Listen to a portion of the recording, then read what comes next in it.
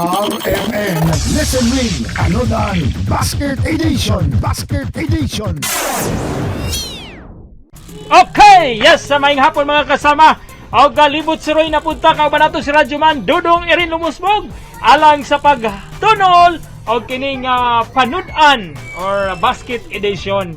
Mo nay basket nga napuno mga kasama og kining panudan para sa tong mga suking tigpaminaw. Ang ato ang putahe mga kasama, kuan siya munggos with the pork. Naay munggos, naay presko nga karning baboy, talong, kalabasa, og lamas, pilaning ahos, bombay mga kasama, naa na dyan din nakabutang sa itong basket. Okay, na usa ka balay din mga kasama, ito ang exact location dito sa Purok 1, Barangay 9-A, Dinga, Siyudad sa Davao. Okay, ato ning pangutanon si Ma'am.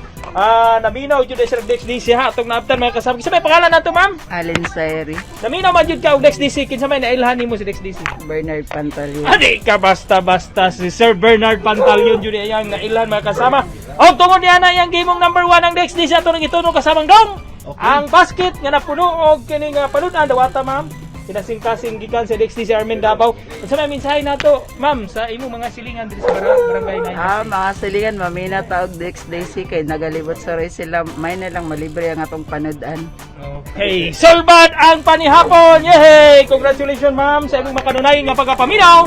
Tungod kay imong gihimong number 1 ang DXDC Armen Davao. Kauban gyapon nato si Radyo Man Dudong Erin Lumusbog, ako ni si Radyo Man Don Pulayaw alang sa RMN Listen Win kung nga panudan Basket Edition. Tatak RMN. RMN Listen Win Anodan Basket Edition.